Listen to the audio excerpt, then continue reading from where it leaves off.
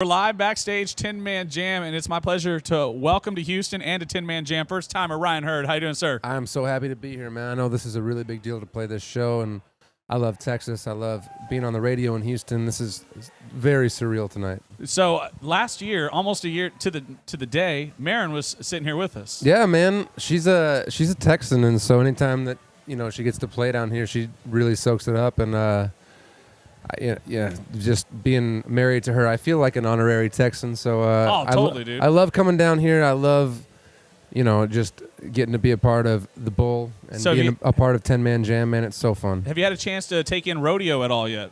Houston rodeo? Yeah, or any rodeos, because, that's kind of a Texas thing. Any rodeos. Man, I've watched them on TV.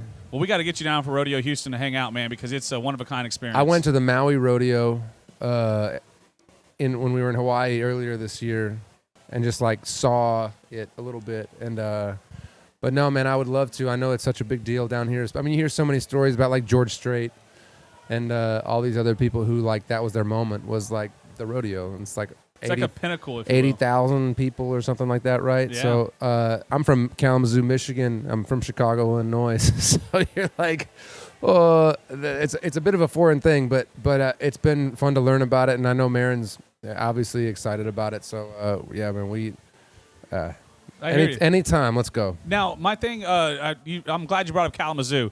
Because actually, as weird as this may sound, I don't know if it was from TV sitcoms or movies I watched growing up, I always had this sort of affinity for Kalamazoo. I think it's just I like the way the name sounds. Yeah. Where does country music come into play there? So Kalamazoo is halfway between Chicago and Detroit, right? If you ever go to the Midwest, I'm talking Ohio, Indiana, Michigan, Wisconsin, Minnesota, there are so many country music fans in that part of the country, and those are some of our favorite shows to play, man. And it's cold in the wintertime, but the summer times make it so worth it, and those people come out to party so hard. And Kalamazoo's a cool place, man. West Michigan is very Rust Belt in some parts, and then very rural when you get just outside of town. So there's a lot of farms, and there's also a lot of factories, and that's kind of the people that I grew up around. And anytime I get to go back there, it's really special. I grew up on a lake in West Michigan, and I feel like that's an experience that people all over the country have. You know what I mean? Is getting out of town and getting on the water. And I don't know. I feel like the older I get, the more I feel like everybody's experience is there's more that we have in common than don't. And so it's kind of cool to be married to a Texas girl and get to feel like I have similar experiences with people down here, and also just feeling kindred to it because of her. And also anytime I get to go back to the Midwest, and especially West Michigan, I just feel really at home still. And well, it's relative. The rural part of the community is relative. I drove from Indianapolis to my family's from Geneva, Ohio, which is up off of Lake Erie, I believe. Absolutely. And, so you know exactly what I'm talking about. Oh, totally. I remember driving through, and I knew.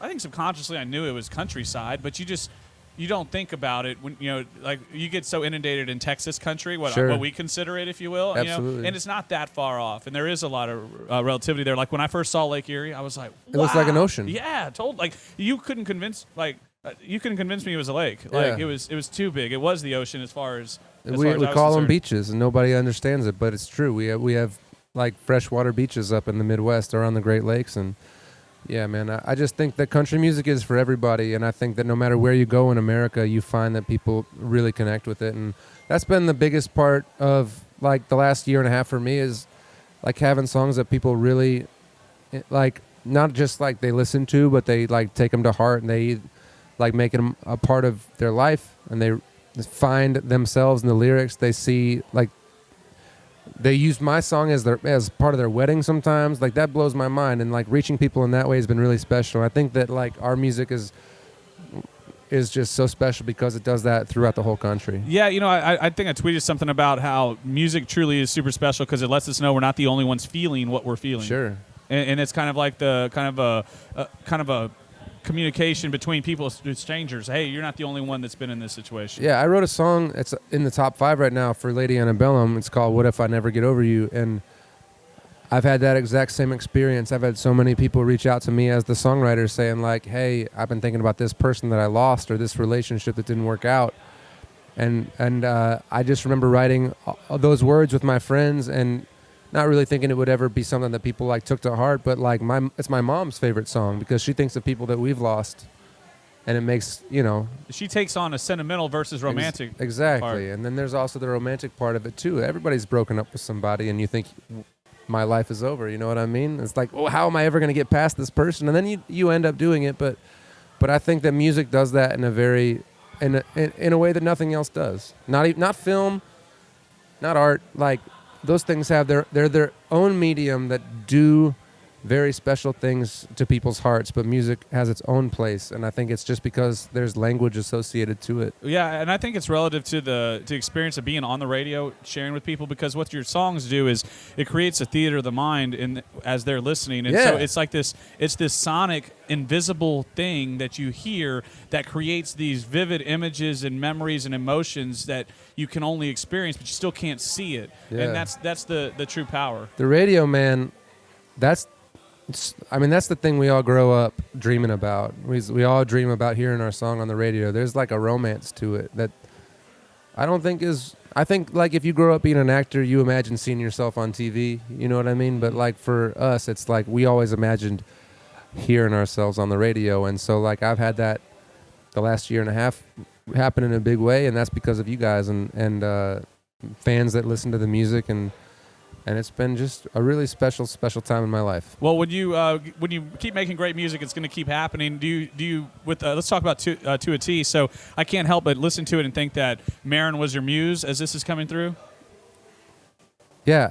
So I grew up, or I came up in Nashville as a songwriter, and then when Maren and I started to date, or even before we started to date and people started figuring it out, it was like there was a joke in town. It's like if you're writing a song with Ryan, you're writing a song about Maren. And this is like a few years ago, even before we even were engaged or we just started dating. And it's kind of fun to have like your story laid out there for people, where it's like if I write a song and it's a love song, and people, there's like real imagery in most of these things that are her, you know?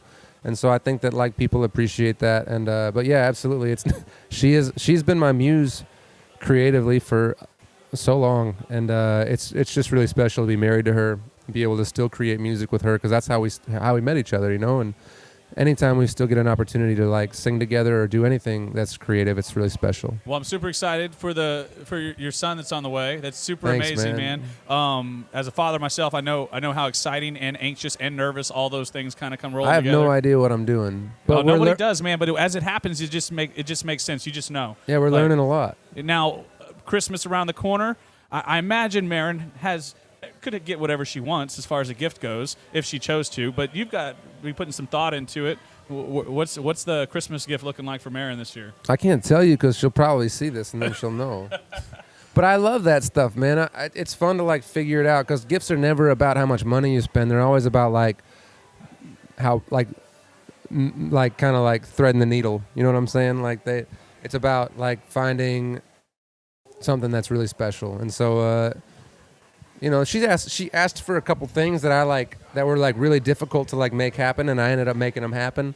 So like that, like the effort there is always about it. That was like I don't know, she'll probably put something on the internet at some point, but I'm not telling you what it is, because but that's the gift, because then I'll ruin it. Gift. Yeah, man, it really is. I mean, giving gifts is just about putting yourself in somebody else's shoes and trying to make something special for them, you know. And whether it's their birthday or whatever. But I love this time of year, and it's been really special. I think this is our 4th Christmas together since we've been dating, and now married, and now we have a kid on the way, and that's the ultimate Christmas present. So I don't know, man, it's just been such a special year. Well, as a music lover, I say thank you for your gifts of music, man. Thanks, you're man. truly amazing, great songwriter, great singer, and I'm super excited to see you on the Tin Man Jam stage tonight. Thanks, brother. It's a huge honor to be here. Appreciate you guys having me. Ryan Hurd, ladies and gentlemen, backstage Tin Man Jam with 100.3 The Bull.